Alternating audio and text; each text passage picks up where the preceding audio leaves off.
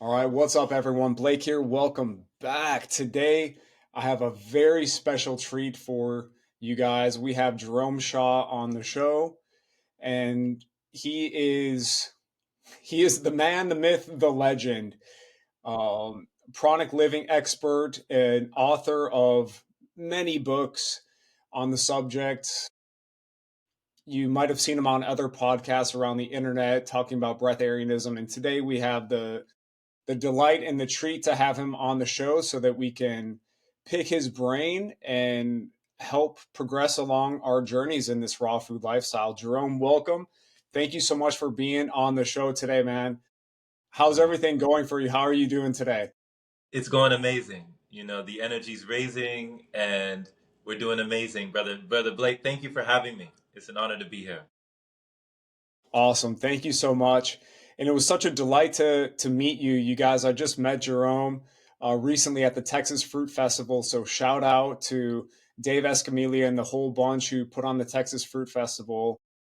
Briefly got a chance to meet Jerome, and I immediately, without any sort of conversation leading into it, I was like, I need to interview you, Jerome. And he was like, and I'm like, I'm sorry to just like come at you like that. And he was like, no, I feel the energy. It's all good. So, and here we are. That was just like, actually, it started about a week ago was the fruit festival. So very recently, and you hopped right on the show, and we'll be doing more content together as well on Instagram and stuff. But to just start out, I wanted to see if you could paint a picture for the audience of what is chronic living. Yeah, great question. Great question.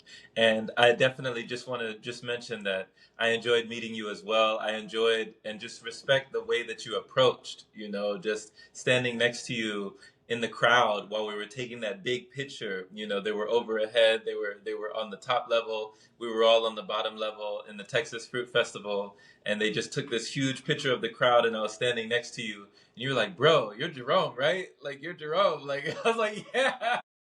I was like, "What's up, man?" And it was like, it was immediately love. It was just, we clicked, we connected, and it was all love. So I just appreciate just, just the wave of love that I felt from you, the energy that I felt from you, the vibrancy, the vitality, the vigor, and also just your figure. Like you said, you used to be so, big, like a linebacker, you used to be huge, but you were like, "Man, this is the most lean and mean machine that I've been, and it's the most clean that I've been, the most serene that I've been." So I really enjoy just seeing your transformation, even not knowing all of the steps that you've taken to get to where you are. I could definitely feel, just from seeing in your eyes, just from seeing your smile, and just for feeling your energy, I know that you've come a long way. You've come a long way, brother. So it's awesome to witness that. It's awesome to witness. Yeah. Thank you, So Jerome. absolutely, absolutely, brother. So chronic living, what people are calling, different terms, different, people talk about life force energy. People talk about, in China they talk about chi. In India they talk about prana. In Japan they talk about ki. In Africa they talk about ka. In Latin I think they would refer to it as spiritus. In Greek, they would refer to it as pneuma. When we're talking about this life force energy, the breath, when we're talking about breath, air, in, you know, these two words, breath and air, are in this word. And if we're breathing this in, then we're breathing in the energy that makes the all, and even the small affects the all. And with every inhalation and exhalation, something is entering the body. There's some substance within the air that is entering the bloodstream, something that's powering the vessel. But the last thing that we leave and the first thing that we receive is the breath. When we come into this world, we come out, they slap the baby, the baby starts crying, and the breath comes into the body. And then, when we pass away, when we're laying on the bed, and people say we were with her till her very last breath. We stayed with her till her very last breath. So the breath is the most important. It's the most vital thing that we have, and it's constant. It's so consistent. It's so ever present. It's so perpetual. It's so continual that we usually take it for granted. We take it for granted that we're breathing constantly. People talk about going without food. Like, oh, how many days could we go without food? Well, how many days could we go without water? But how many days could we go without breath, right? Zero. Like, yeah, yeah. I mean, to my knowledge, like I test and find out. I'm definitely a scientist in my own laboratory when it comes to testing and finding out, but I haven't gone a day without breathing, to my knowledge. I've gone many days without food. I've gone days without water, but no days without breath. So we got to put breath at the primary substance, the primary order of importance on the totem pole. We got to give it its just due, the breath, for sure. So pranic living, when you're talking about prana, the life force energy, like pranayam, like pranayama, there's breath exercises to control the breathing, to control the breath, to expand the lungs, to open the diaphragm, and to really get deeper into this thing that we're talking about, prana, to bring in more prana into the vessel and to be a more pranic being. We can understand that we can derive nourishment from other sources other than solid food alone. So even like biblical scriptures, we don't have to live by bread alone. We can live by other means. We can live by other sources. There's other forms of nourishment all around us. And we see it all around us. The plants are using it. The trees are using it. The birds and the bees are using it. I mean, the sun, this cosmic intelligence, this cosmic energy that's shining down on this planet, giving this example of unconditional love that's always shining, the light that's always beaming, that's always gleaming on this earth. It's giving life to everything, even the fruit that nourishes us, it's sun kissed, it's been kissed by the sun. The plants that we eat have been kissed by the sun. And if you're talking about people who, well, I used to, very young in my early years, but not very very young, but all the way from from my beginning years all the way up until my late 20s, I was eating a very meat centric diet, a very carnivorous diet based on animal products. So I was eating animals that weren't necessarily eating other animals. Even the flesh, the beings that I was eating, they were eating from the earth. They were eating the plants. But what were the plants eating? Well, the plants were getting their energy from the sun, so why not skip the middleman? Is there a way that we could skip that process? Like, could we go straight to the source, like straight to that force that is shining down on us? And chronic living says, yes, of course, it's possible. We can go straight to the source. We don't have to busy ourselves with everything in between time. In the meantime, we can actually get it from the source itself, get it from the sun itself, get it from the air itself, and we can work directly with energy. There were yogis and sadhus and rishis and renunciates, and these people that can go into the Himalayas, and these people that can go into the cave and breathe, and these people that have all that they need with the air and the energy that they receive, these pranic beings. There were bigu practitioners, Taoist masters, of qigong, and these Tai Chi practitioners, they're working with energy and they're doing Qigong to the level that they don't feel hungry. For some reason, their cravings go down, all of these things go down, and all of a sudden they're full. Their cells are satiated at a cellular level and a cellular level. They're just working with energy. They're just doing Qigong, but all of a sudden they have all that they need, and they're really like, do I need any rice? Do I need anything? Like, do I need anything else? I feel content. I feel full. Now there's practitioners in the West who have adopted pranayam and breath work, and their cravings are going down, their desires are going down, their addictions are going down, their afflictions are going down, and all they're doing is just breathing. Can you imagine just breathing? That's Something that we've been incredible. doing since the beginning, we have to learn how to do all over again. Like how the baby understands intuitively how to take deep belly breaths. For some reason, through the maturation process, as we mature, we start breathing through the chest. We forget the deep belly breath and we breathe in the chest, and we don't expand as much as we could. And our potential kind of goes down for that capacity, for that boundless potential for breath, to feed us on a level that we may not know of. So on one front, we have breatharianism, but on another front, we have chronic living. So it's basically deriving nourishment from other sources. And it comes from the ancient word inedia, which means to eat very little or not at all. So understanding it's an option, it's a choice that we can we can have this or not have this. It's up to us what experience we want to have in this reality. So yeah. That's incredible, Jerome. That was a beautiful tapestry of pranic living and diving into the background of how we've known for centuries, for thousands of years, that the human body can subsist off of this life force energy that is ever present in the atmosphere.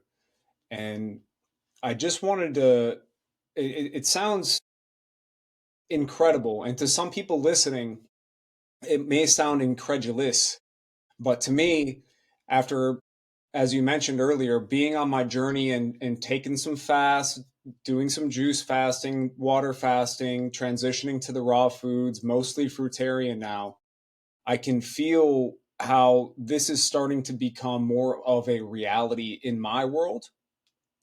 And I just want to know, like, what are the benefits that you have?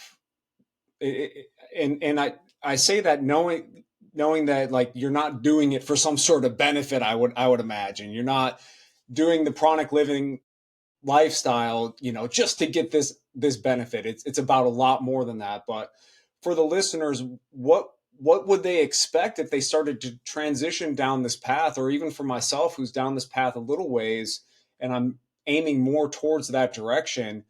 um is it creativity? Like, what are some of the things, because you're a very creative person yourself, and I want to touch on that more later, but let's address some of the benefits first. Yeah, for sure, Brother Blake. And I want to preface this also by saying that I do consume today, I do consume now. This year, I started back consuming. So the longest period that I did go without solid food was 2.5 years. So that was the longest time I went consecutively, like no days of not even a banana, not an avocado, nothing solid. So I wasn't chewing anything for 2.5 years.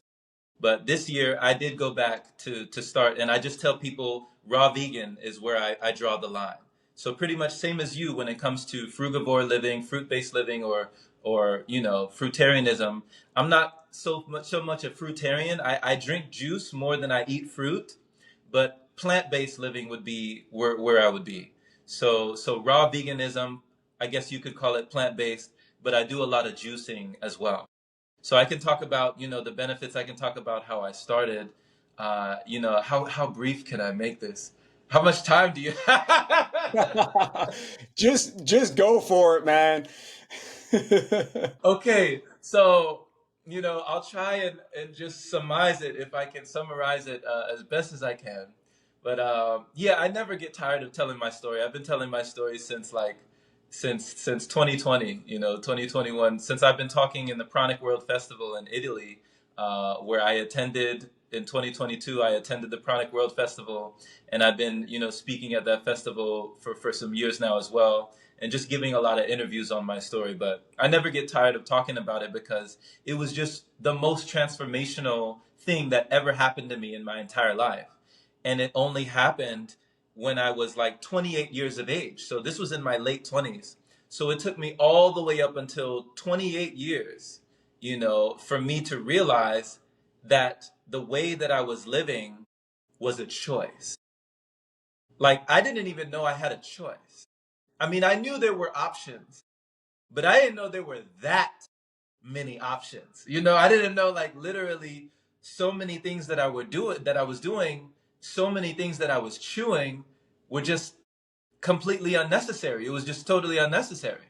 It was like a conscious or unconscious choice that I was making day after day after day after day after day. And I was just caught in that cycle of just going to work just to get the money, to buy the food, to have the energy, to go back to work to get the money to buy the food, to have the energy to go back to work, to get the money to buy the food, to have the energy to go back to work. That cycle had me for years.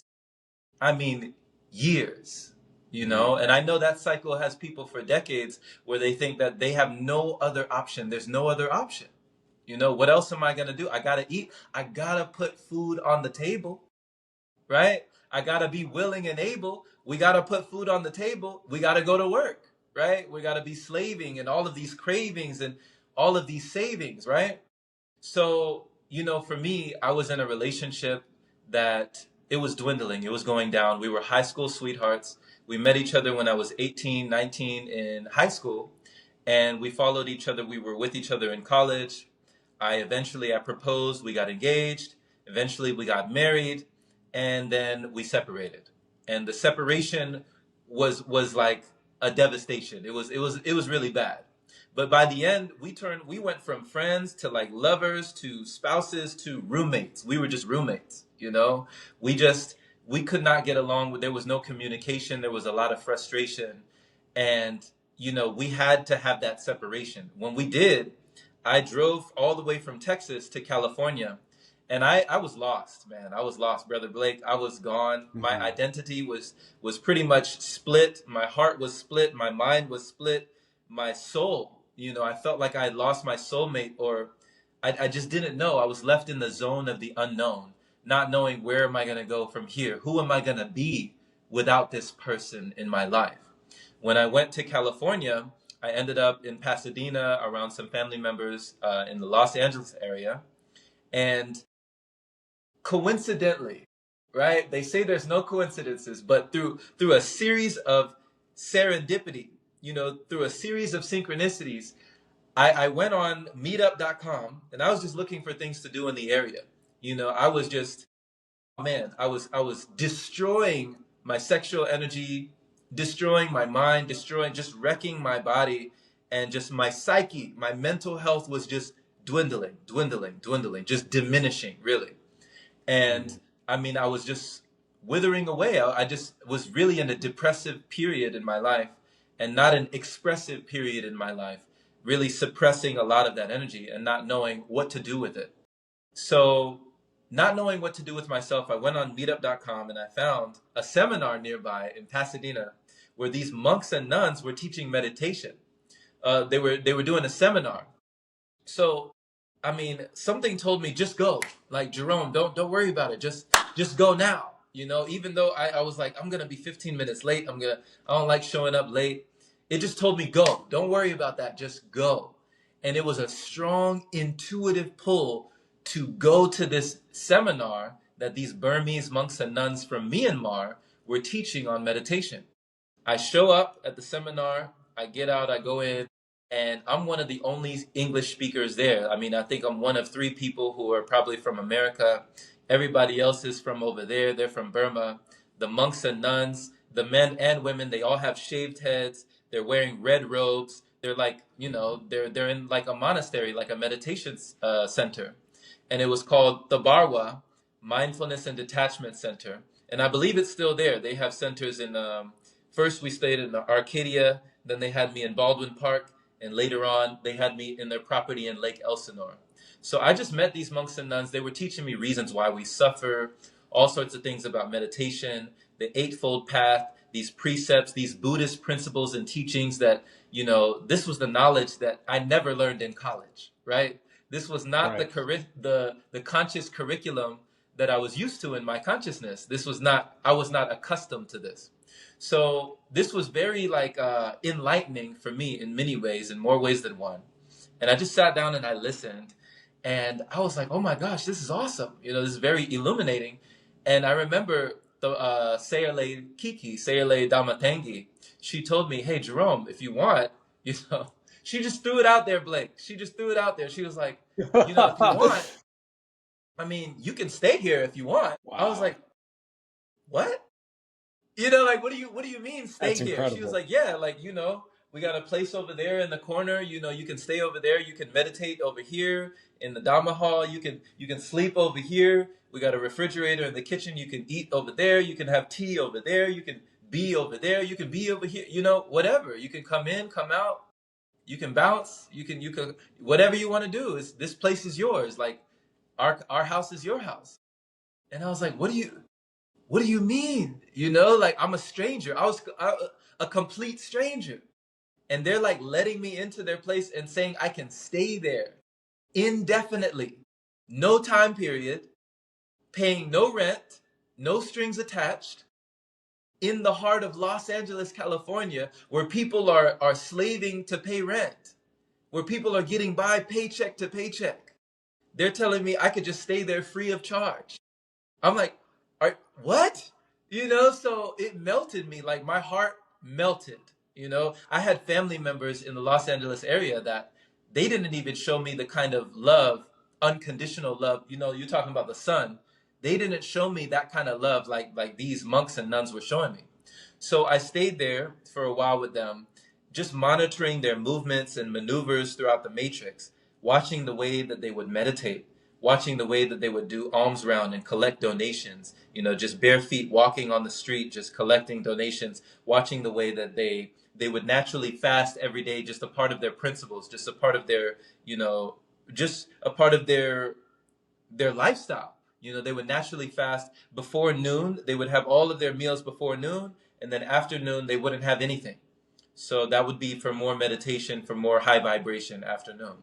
So I soon started fasting, and I started fasting just seeing how they would do. I started fasting nothing afternoon, but then I heard one of the nuns tell me, "Hey, Jerome," while they noticed that I was fasting and I was on a liquid diet just for a short period of time, they said, "Do you know that there's people that don't eat and drink?" Because their chief monk Sayado, he was on a liquid diet for 2 years at the time, back in 2019. And I was like, what do you mean he hasn't eaten for 2 years? They said, yeah, he's only had liquid for 2 years. I said, that's crazy. Is that possible? Can he really, is that healthy? Right? You know, I'm thinking of all of these questions. And they're like, yeah, not only is that healthy, but, you know, there's people that don't even eat or drink. I'm like, wait a minute, what are you talking about? Like, what do you mean don't eat or drink? But something in my consciousness, something something was ready to accept a new idea that I had never accepted before. Something inside me was ready. And so I said, okay, let me find out about this. And that was 28 years, you know, back in 2019 when I was 28. That was the first time I heard about breatharians, the first time I heard about liquidarians, first time I ever heard about chronic living. You know, these words were not in my lexicon. This was not my language. You know, I didn't even know that this existed. I didn't know this would be a viable way of living. So I started going down the rabbit hole as one does. I don't go down YouTube and I start finding these people. I start finding Jasmuheen, the godmother of breatharianism. I start finding Ray Mayor, who wrote the book, you know, A Year Without Food. You know, Jasmuheen wrote the book Food of the Gods and Pranic Nourishment 101. Tom Elamine, who's one of my mentors today, he wrote the book It's Okay to Be Healthy and Human Photosynthesis 101. And then I look at Christiana El Chayan. I have her book, The Pranic World Book, and she's in Romania teaching about these things. Nicholas Pilartz and Raffaella, they're in Italy teaching about these things. And just all sorts of people all over the world. Victor Trubiano, like who grew back his teeth, and like all sorts of people who are just healing miraculous stuff, just miraculously. And they're doing it by taking in nothing at all, you know, just vibing on the energy, the ethers, you know, as it were. So as I go down the rabbit hole, I start fasting, and I'm like, okay, I'm going to go on a liquid diet, and I'm going to do what John Rose talks about. John Rose talks about taking a solid food vacation, right? Yes, sir. Let's just take a vacation. You know, I'm not saying it'll be a staycation, right?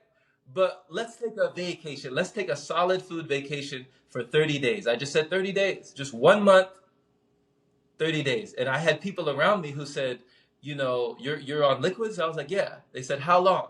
I said, 30 days. They said, that's too long. That's too long, right? So immediately I was met with opposition with their perception. They were saying, oh, no, that's way too long. And there's a gamer in me that I used to play video games all day long. And that was all I used to do. So there's a challenge accepted inside me that when you tell me I can't do something, watch out. You know, just wait, like Wow. watch me. You know, I'm gonna do exactly that. Like you just gave me a dare, like you double dog dared me to do this. Get ready. You know, you better not bet against me because I'm gonna do it. I'm gonna make it happen, right? Let's So that go. was me with that 30 days. And so they put me up in their property in Lake Elsinore, which is like all this acreage on the mountain, on this hill in Lake Elsinore overlooking the lake. And it was actually donated to them for all the good that they did, all the service that they did. Somebody just gave them acreage of land and property and a whole big house on the hill. So I'm manifesting at such a rapid rate already. I was telling my friends when I got to California, you know, one day, I'm thinking it's going to be years later. One day we're going to be like those people in the houses on the hills. And one day we're going to be like the rich and famous. And one day we're going to, well, it was that year, it was later that year that these monks and nuns have me in their home, this 3-story house, like it was like a mansion, felt to me like a mansion, but it was overlooking the whole lake on the mountain. So I literally manifested being in the hills, like on the house on the hills, like I talked about. But I had no responsibilities. I had no job. I had no family. I had no children. I had just me, myself, and I to just work on myself. Every day I meditated. Every day I exercised. I would walk. Every day I was doing just different calisthenics. I was sun gazing. I was gazing at the sun every rising and in the evening as well. I was, you know, listening to Pranic talks. I was taking a lot of walks. I was listening. I was journaling. I was reading material. I was doing all sorts of stuff to just change my whole body from top to bottom. And most importantly, I was fasting. So I was letting go. So during this period, I was liquid for those 30 days. The first 2 weeks were the hardest. So solid stuff kept coming out of my body. Even though nothing solid was going in, solids were coming out at a continual rate over those 30 days. The first 2 weeks, very fatigued, very lethargic, very sluggish. And then towards the third and the fourth week, energy started to come online. Things started to pick up. I started to feel that vitality. I started to feel that energy. And I feel that I purged and got to a level of detox and purification where the light now could come in. You know, the energy could come in. And I was now a proper vessel or container for that pranic energy to flow more effortlessly through the channels, you know, through the chakras, through the energy centers. So that was when I started to feel, oh my God, it was like superhuman. I felt superhuman because, first of all, I wasn't going to sleep hardly, I mean, for maybe like 2 to 3 hours, but I felt completely charged. Like when you plug your cell phone into the wall, it's at 100%. It's not going to go any further. So I would go to sleep for like 2 to 3 hours and I would wake up and I would feel like at 100%. And I'm like, I'm looking at my watch, I'm looking at the clock, I'm like, the sun's not even up yet in the sky, and I feel like I can just I can seize the day, like I'm ready. And I'm like, what is going on with body? What's happening? And my body's just answering me like, hey, Jerome, we're ready to go. Like, what do you want to do? Like, you know, we got all this energy, let's use it. And I'm like uncomfortable because I had never been awake for so long without it being labeled as something negative.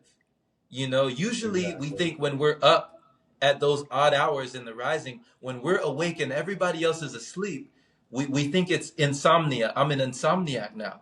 You know, what's going on? I can't go to sleep. I should be tired. I should be sleeping. I should be resting, you know? But since the body was not digesting, it was already rested, you know? It had much more that I was investing because it wasn't digesting all of that stuff. So since I didn't have all of that stuff in my body, all of that energy that could be devoted for breaking it down was actually being lifted and I was being gifted and my reality shifted in a major way. So that's just the beginning.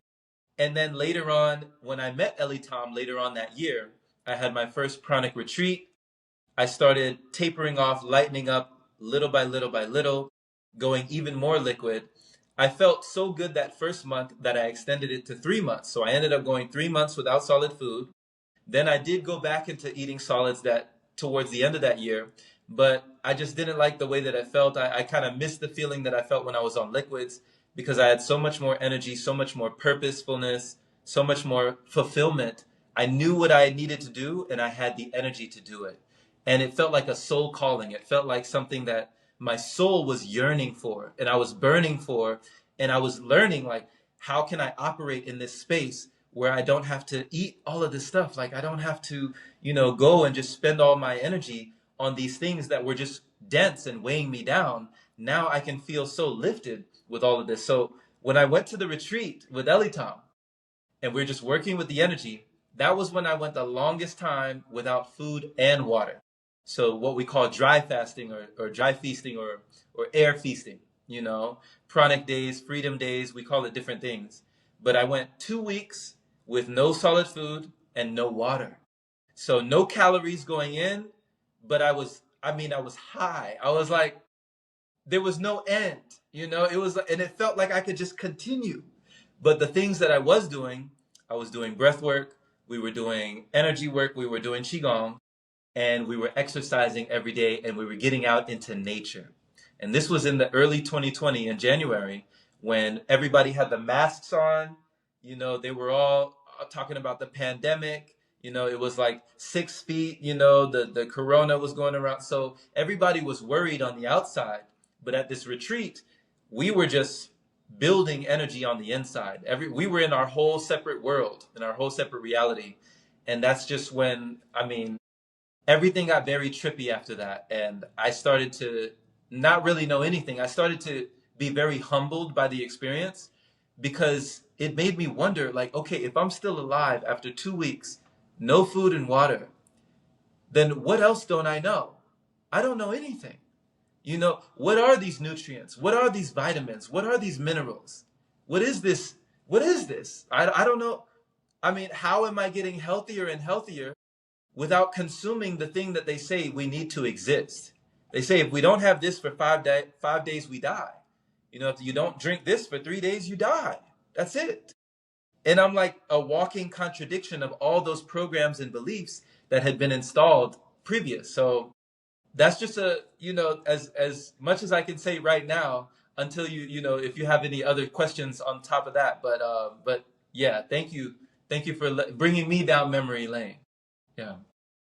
Jerome, thank you so much for sharing that. Your origin story, it reminds me of like the Batman origin story, man. Like you are like a true like martial artist warrior of the pranic lifestyle. It's honestly incredible. Like I feel like, like when we have faith in something, we reach out, but then the universe reaches back.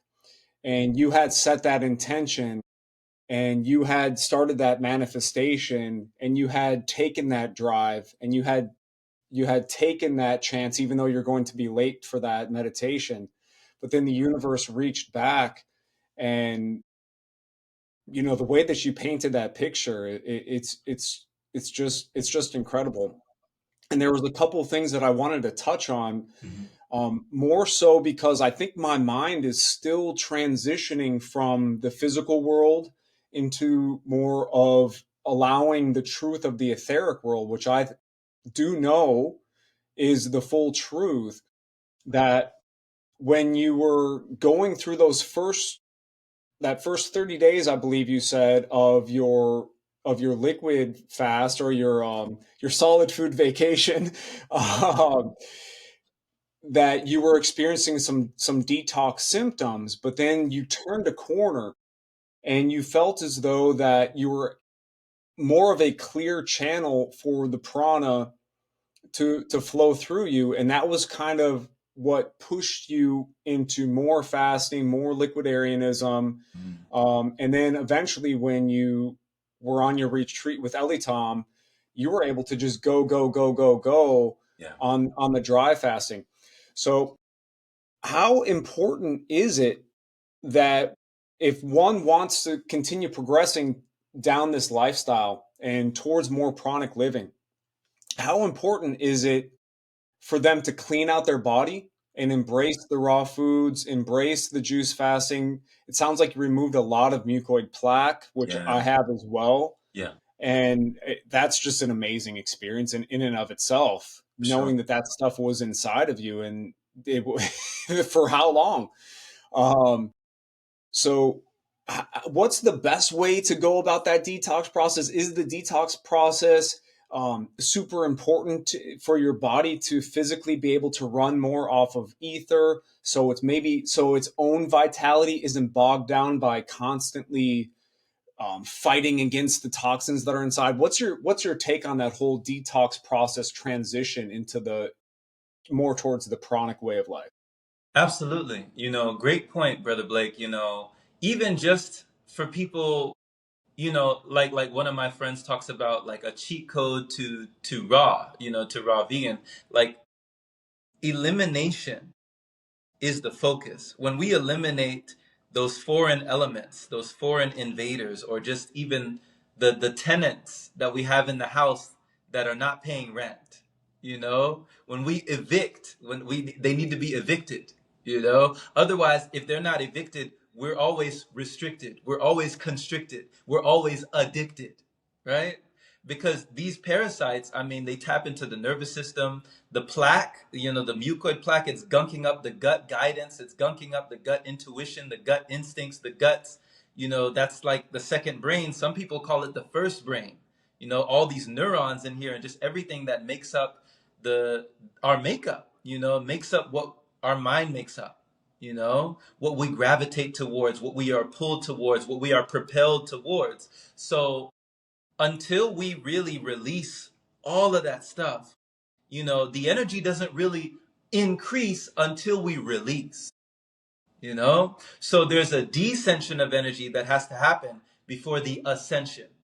We're always talking about how do we ascend? How do we ascend? How do we for our ascension? But I feel like, physically, we can talk about metaphysically, but definitely physically, if those parasites, if the plaque, if everything that's inside the gut, the microbiome, like if that doesn't go away, we're going to be plagued with health issues for life. We're not going to be able to absorb any of the nutrients that we actually could be absorbing through plants, veggies, and fruit, or what have you. Like we could be absorbing so much more if it wasn't being blocked by these things that are interstitial, like in the tissues, the issues in the tissues, Mm-hmm. right? Inside Mm-hmm. the body, we got to get rid of that. So that's pretty much the primary order of importance when it talks about that. But also on the back of that, if you're going towards a pranic way of living, then you got to also shift the mind. As you're shifting the body, it's going to shift the mind regardless. What takes place in the body takes place in the mind, and vice versa. So if it has an effect on the mind, it has an effect on the body. Vice versa, if it has an effect on the body, it's affecting you mentally as well, psychically as well. Your psychology is being manipulated. So we can do it both ways. So while you're eliminating from the body, from the gastrointestinal tract, from the colon, from the large and small intestine, from all of this gunk that's been gunking up the guidance for who knows how many years. Like you said, for most of us, it's been decades. We have no idea how long. I mean, you walk about 25 feet and turn around, that's your large and small intestine right there. you know like it's long, and we have the Yeah. capacity to hold on to these things that just rot, and they just stay and decay in the body, and they can stay there for years. you know so I mean, it's even your trauma. The stuff that stays for years is all of the fears, all of the worries, all of the doubts that we don't let it out. you know all of this emotional pain, all of the stuff that we've suppressed and we have not allowed to bubble up to the surface. Everything in the body keeps the score. The body keeps the score. So the subconscious mind, it retains everything that's ever happened to us, or happened, at any point in time during our lives. It's stored in the body. So that information, like they say, food is information and information is food. So changing what we put in the body is changing what comes out. Garbage in, garbage out. But if we put enough good in, enough good will definitely come out the body.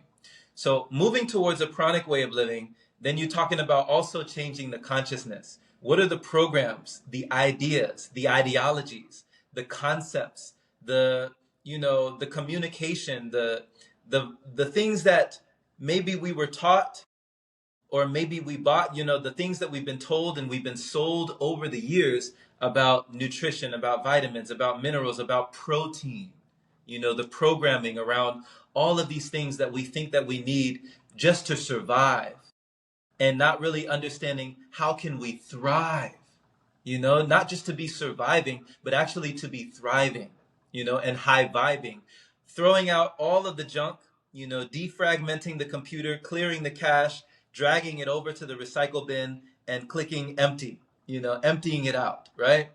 We have to do that with all the ideas that we've amassed over the years and just go back to a blank slate, tabula rasa, just wipe the slate clean and say, I know nothing. Okay, go back to square one and just humble yourself to just say, okay, you know what, body? I trust you. You've gotten us here this far. You've kept my pH levels balanced this far. You've kept me in homeostasis this far. You've kept me alive this far. Against all odds, I'm still Exactly. here. That should tell you your body knows a little bit more than you do, right? Like maybe the body knows more than we give it credit. Maybe the body knows what it needs. So it's trusting your body fully, surrendering, letting go of control, letting go of all of that, and to just allow and be receptive. Allow the body to do what it does, to what it's always been designed to do. Brother Blake, brother, Mm. it's crazy. It's like today, in this day and age, you're like a conspiracy theorist if you believe that the body is able to do what it was always designed to do. They call you a conspiracy theorist. You're a conspiracy theorist, right? I'm a Yep, that's conspiracy. us, Like, man. you say again? That's us, man.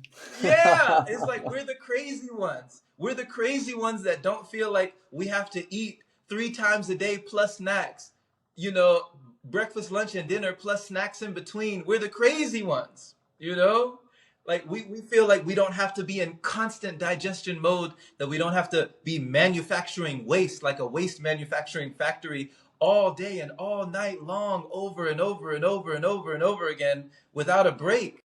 Nobody thinks that it's weird for us to be walking around 600 pounds, to have a body mass index, a BMI over 60 or over 50, right? Like to have a body mass index to where somebody has to roll you over on the bed and wash one side of your body and then roll your other side of your body and wash the other side of your body to where you can't even bathe yourself, and you're still alive?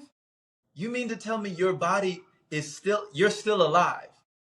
Nobody thinks that's strange, but when you say, "Oh, I'm going to take a break from food," you're crazy. Are you crazy? You're gonna stop eating? Are you crazy? So let me not digress. Let me not digress. So pretty much, to go towards a pranic way of living, you have to really deprogram to reprogram. You have to understand, okay, I don't have to get all my nutrients and my nourishment from this thing. I've gotten it from this thing for a better part of my life. For most of my life, I've gotten it from solid food. What if I could get it from something that's not so tangible? I've gotten it from the tangible. What if I could get it from the intangible? Okay, I've gotten it from the solid. What if I could get it from the gaseous or even the liquid? Okay, I've been rational. What if I start being irrational? Okay, I've been logical, but what if I start being illogical? Right? Like what if I start just taking my mind and just placing it outside of the box that I've been held in for so long, and just imagine, just using my childlike imagination that was able to play the whole entire day without worrying about food. When I was a little kid, I could play all day in the backyard. I could play all day in the forest. I could play all day around trees and the birds and the bees and the grass and the leaves, and I wasn't worried about food. The energy was there. The vibrancy was all there, you know? But it's like over time we forget this awareness. So going back to the awareness that you can just let it go for a time to start to realign and see the signs, flow with your body. It's like a personal trainer once told somebody, hey, don't worry about what you want to eat. If you stay in the gym, your body's going to tell you what you no longer need. Like you keep training with me in the gym, your body's going to let you know that this is no longer compatible. You are no longer energetically attuned with that vibration. This has to go in order for me to keep showing up and be a high performance vessel, be a high performance vehicle, and maintain this and sustain this, the way that I want to.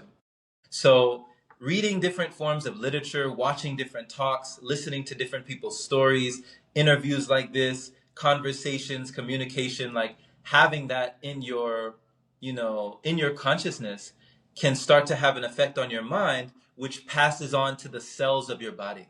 And once the cells get the memo, it's much easier to let go because you don't have the fear behind it, you don't have the worry behind it, and you don't have all of those ideas that are conflicting and butting heads with each other and trying to say, well, what about your protein, or what about this, or what about this supplement, or what, I need this, I need that, I need that. It's like, no, I trust, I have faith, I have this inner knowing that my body can be growing, that things can be glowing, that things can be showing up in my life if I let all of that go, you know?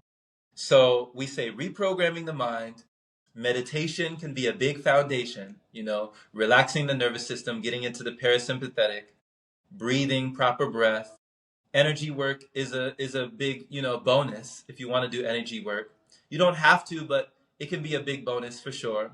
Being out in nature, not being in these walls enclosed in these air conditioned environments, because it's conditioned, being in the fresh air, being in the sunlight, having the sun on your face and getting that vitamin D, just being out and grounding, putting your bare feet in the grass, walking on mother's belly, walking the earth, getting the negative ions from nature, getting the ionic nutrition from the air, from the sky, and just radiating your body with this energy, This can become a form of nutrition. This can become a form of light, food. This can become a form of feeding, and it can supply you with all that you're needing, for sure. That's incredible, Jerome. I haven't heard too many people talk about everything in such a comprehensive way, man. Like that's an amazing way to say that the cleanliness of the body is almost um, I don't want to say unimportant or a moot point, but if you don't have that letting go and the cleanliness of the mind as well, and how you mentioned that the mind, it programs all our cells. Yes, And yes, if you're in a happy mood, you're going to have less pain, less stress, less cortisol, and all that stuff. I think most people kind of can vibe with that, but taking that to another level, getting getting your body to that cleanliness where you're not having all these toxins inside. And um, for some people that might be a bit of a journey. You mentioned, the hypothetical case of a 600-pound person. It might take a few long juice fasts, water fasts. It might be, you might be raw and you might be detoxing for a little while, but there is a light at the end of the tunnel for yes, sure. absolutely, And absolutely. then along the way, we can work on our mind. We can work on it. The message that I'm getting from you is just letting go of all that programming, letting go of those things inside of us that no longer serve us. And I agree that there is an energetic component to cleaning the toxins out of your body, whether it's mucoid plaque or just your organs cleansing themselves slowly over time. And then whatever emotions or thought patterns that were attached to that get cleansed right out of your body as well. So the two go hand in hand, and working on both at the same time, it is so important. And thank you for that reminder on that. Yeah. And I just want to touch on um, like we mentioned in the beginning of the show, we were just at the fruit festival, and dude, you're shredded, man. You're shredded. You look very fit. You do not look like a person who, did not have solid food for over 2 years. And I just want to say that that's impressive. And in my own journey, just to give you kind of a quick little context, I started my raw journey in the beginning of this year. And it was because I was finally, similar to yourself, I was finally able to open my mind to accept this idea and then just give it a try, you Hmm. know? And um, there was definitely some ups and downs. I think I was just eating too much nuts in the beginning, and it was keeping kind of a lot of mass on my body, and I started to taper down on that. And I'm about 30 pounds lighter than when I started. And so for me to weigh 170 pounds, starting at 200 pounds and having been in the 190s, 180s, 190s, close to 200 pounds for the past 20 years, that was kind of like, that's kind of a crazy adjustment. I feel different. And I've heard other people talk about that. Um, but I want to let everybody know that I think that that's normal. I think our normal weight as a human being, as a Homo sapien, is to be more athletically built. In my opinion, I feel so much better. I have so much energy. Um, I can relate to what you said about feeling refreshed after less sleep. There's so much to look forward to as you're cleaning up your body, cleaning up your mind, and progressing along your raw food journey. Um, but did you also experience any sort of drastic physical changes? Was there a turning point to where um, maybe you were able to harness more pranic energy, and then that sustained your physique where it's at, and you didn't feel like you were still like losing weight a lot? um, and then just people you've coached, or your friends and people that you've had conversations with, I think this is kind of like a one of those hot topics because it's such a transformation physically, and just to accept and allow that process to take place. And we don't have to be bodybuilders, we don't have to be these people, because I think it's hurting us in the long run, all the protein you have to take, Yeah. the destruction of the body, um, the strain on the joints and all that. So can you talk about that sort of physical transformation piece that is a part of this metamorphosis Hmm. in the raw food realm and working towards chronic living? For sure. And it's a great question, Brother Blake. And I thank you for asking this because I do agree with you. I agree that the human being and the human body, the Homo sapien, I agree that I feel like we were built and born to be athletic, that we were born to be, I mean, our bodies are built for energy conservation. I mean, think about all the migration. Like, how did we get from here to there? Like, how did we walk for miles and miles and miles across, you know, all these continents and countries and just all these locations? And how did we just continue to make our way across this great green planet, the way that we did? We definitely couldn't do it eating the way that we do today. Like, we didn't have, when you think about Paleolithic ancestors, our Paleolithic ancestors that they talk about, that just migrated across the continent. I mean, there was nothing like KFC. There was no such thing as Popeyes. There was no such thing as McDonald's. There was no such thing as Chick-fil-A. There was no such thing as pantries. There was no such thing as refrigerators. There was no such thing as freezers. There was no such thing. You know, there was no such Hmm. thing. We I just know. took what we could, and we like kept walking, just kept going, right? So we were always built to be in movement. And movement, you get a lot of improvement when your body's in movement, you know? Like, you can, meditation is really great. Of course, there's a lot of illness that can be let go within stillness. And there's a lot of violence we can let go in that silence. But there's a lot of improvement with movement as well. We need both. We need that balance. So I feel like, if you're able to move, if you're able to walk, if you have the blessing of two legs, two hands, 2 feet, if you can walk, that we're built for that.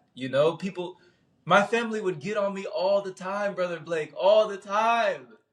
I would walk to the store to grab my juice, to go get my juice when I was living with my family. And it's crazy because, they're all like animal eater. They eat all kinds of animals and everything. Like I come from that. I was raised on that. So they eat everything that I used to eat as well.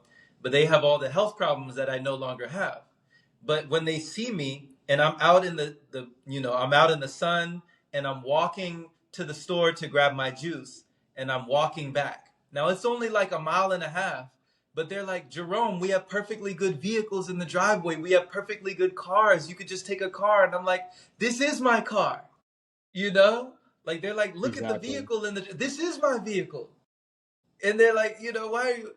I'm like, this is the only car that I have. This is the one vehicle that we get in this life, and we have to maintain it. No one gives you a manual on how to maintain your vehicle, but once you lose this, it's gone. You don't get a replacement as far as I know. As far as I know, there's no replacement. So when we're talking about, the longevity of this vehicle, even what is that car? Ford. I think it's called Ford. It built to last. There's like some car with a slogan built to last. And Yeah. somebody had like an old Ford or like an old truck or some vehicle that was like years and years ago, like decades ago, generations ago. And they've maintained it. Like they just did exactly what they needed to do. They always kept it tuned up. They kept the oil right. They changed it. They made sure everything was right. And even though it's got so many miles on it, it's still working. It's still functioning. Well, the body is like that too. I mean, the body can function for a long period of time if we don't wear it out. If we don't wear it out with all sorts of stuff that we do. So physically, I definitely went through bodily changes for sure on a physical level. When my body was shifting into more of a liquid lifestyle, the weight dropped from my body because the waste came out of my body.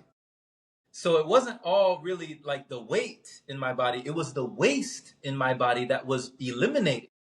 That was what contributed to me stepping on the scale and saying, "Oh wow, that's a lot. That's a long drop," because I had more waste in my body than I even realized.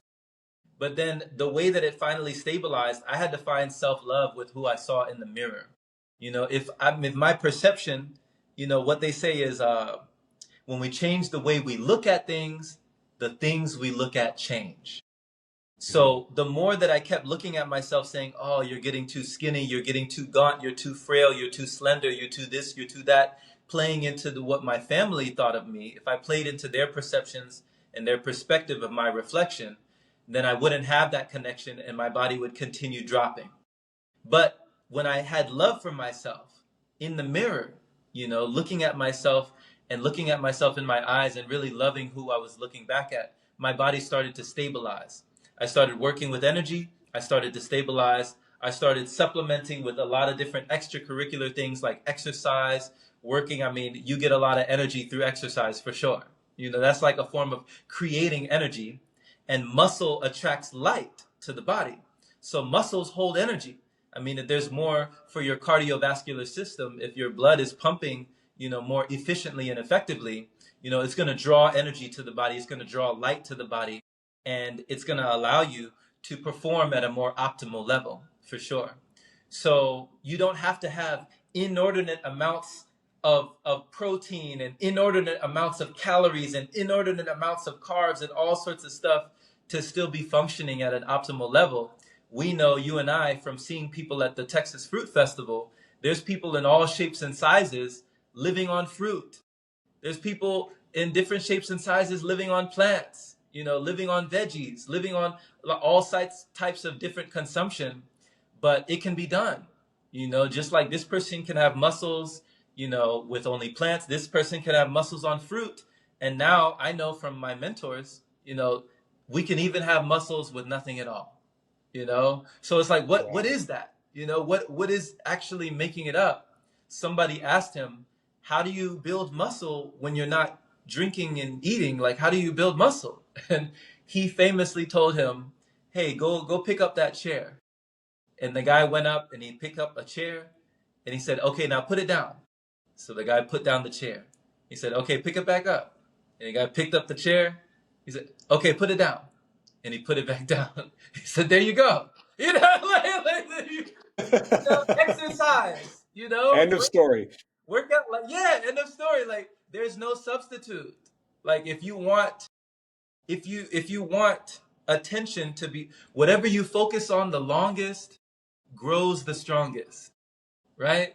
What you focus on expands. So the people that look like they're shredded, or that they, I mean, they put the work in. They did something to get there, whether they were consuming or not. They had to do something. They had to physically do something to have those results. So I can imagine, I mean, when we were walking around, like not decades, generations and generations ago, centuries ago, eons ago, we had the body type, the muscular structure, we had the physical capability to go a long time without food. I mean, do you think that Yes.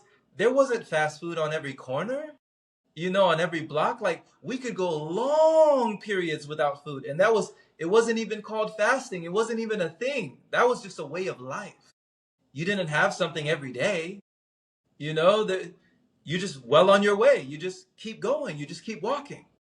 So today we've gotten to this point of comfortability, like complacency, where we kind of been content in this comfort zone of, necessity and availability. There's so much availability for all of this stuff that when we let go, it can be tough. It can be rough because we're not accustomed to being without it. But the body can keep going. The body can do so much, but it's the mind that has to get out of the way of a natural process. Exactly. I could not agree more with everything. I'm a former yoga instructor and personal trainer, and the number one thing for my most successful clients was getting their mindset right and releasing the need to satisfy their family by eating these big meals, or to be playing this provider role, and that they had to, put so much on the plate just to make sure that everyone was good and all and everything like that. Right. Um, but Jerome, you just touched on some amazing topics, such as the origin of people, and maybe how we used to live in the past is a lot different from now. And then you were touching on longevity, and I want to leave a cliffhanger to the audience and discuss those topics on round two if you're willing. Sure. And Sure.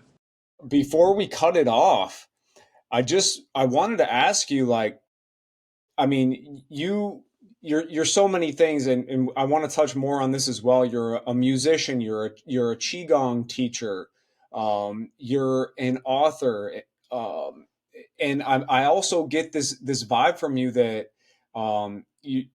you're a strong person, and you're a great mentor and leader and coach. Wow. Can people have an opportunity to work with you, or where can they find you? How can they look you up on Instagram, YouTube? I know you're all around there.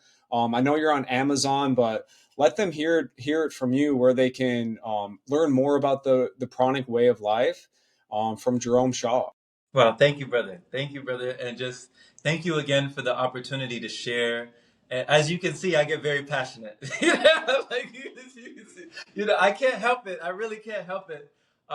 Once it gets rolling, I can't stop myself. Your cup runneth over. Your just cup runneth over, and it just spills over. So thank you so much for just giving me the opportunity to share here on your show, on your podcast. Really just relish and cherish this opportunity. It's been fun. I love talking about this. If somebody does want coaching from me individually, one-on-one, we can definitely do that. Just send me a direct message, send me a DM on Instagram, and you can Instagram me at JROMESHAW. So that's at Jerome Shaw. And at Jerome Shaw, that's also, let me see, what else? Oh, yeah, YouTube is just Jerome Shaw. So just my first and last name, Jerome Shaw. Amazon for all of my books. you can just type in Jerome Shaw. It'll pull up me on Amazon. You can get any of my books there. We have over 20 novels right now, over 20 fiction and nonfiction. So over 20 books that I've written and published. So that's on Amazon. Patreon.com/Pranic Path is the website for people who are really interested to diving even deeper into pranic living and breatharianism in particular. And there's a lot of Qigong replays as well. We have Qigong sessions that we do every day on Instagram. And I put the replays up on the Patreon website as well. So there's so many different videos, audios, testimonials from people's experience who have lived this way of life. Also different teachings, different sessions, different seminars, and different retreats that we've done. I have recordings from those as well, from pranic practitioners of this lifestyle. So that's all on patreon.com/pranic path. So that would be the place to go to get any of that material. And there's also tons of PDFs, books, and different writings that people might find inviting if they enjoy reading and consuming through that form, that medium as well. So yeah, those are pretty much the channels: the YouTube, the Instagram, and the website.